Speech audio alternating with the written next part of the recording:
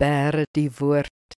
Joshua 1 vers 8 sê, hierdie boekrol van die wet mag nie uit jou mond verdwyn nie.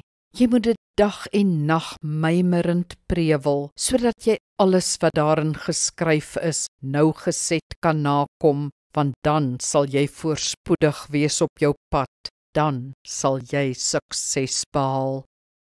In antieke tye is groot dele van die skrif gememoriseer, hoofstukke aaneen. Ook Jesus en sy disippels kon verskeie psalms agter mekaar sê of sing volgens die skrif. Selfs net die vorige generasie kon gedeeltes uit die skrif quoteer en moes as kinders hulle tekste leer in die Sondagskool. Ja, ons kan die Bybel deesdae oral lees, ook op ons selfone, maar om die skrif paraat te kan sê of bid of sing is 'n ander, dieper ervaring.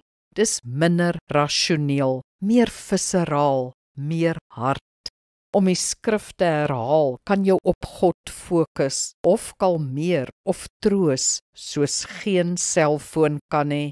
Leer dus skrifgedeeltes aan en ervaar hoe dit jou geestelike lewe verdiep. Dit verg bloot herhaling. Begin by die Ons Vader en van die korter psalms. Bære die woord in jou hart. Kom ons bid saam. Woord van God, ons glo vandag dat ons te besig is of dat dit te moeilik is om u woord te memoriseer. Help my egter om u woorde so in my hart te bære, dat ek die troos en instruksie en krag en lewe wat dit inhou, te enige tyd kan uitspreek. Amen. Die Here seën jou.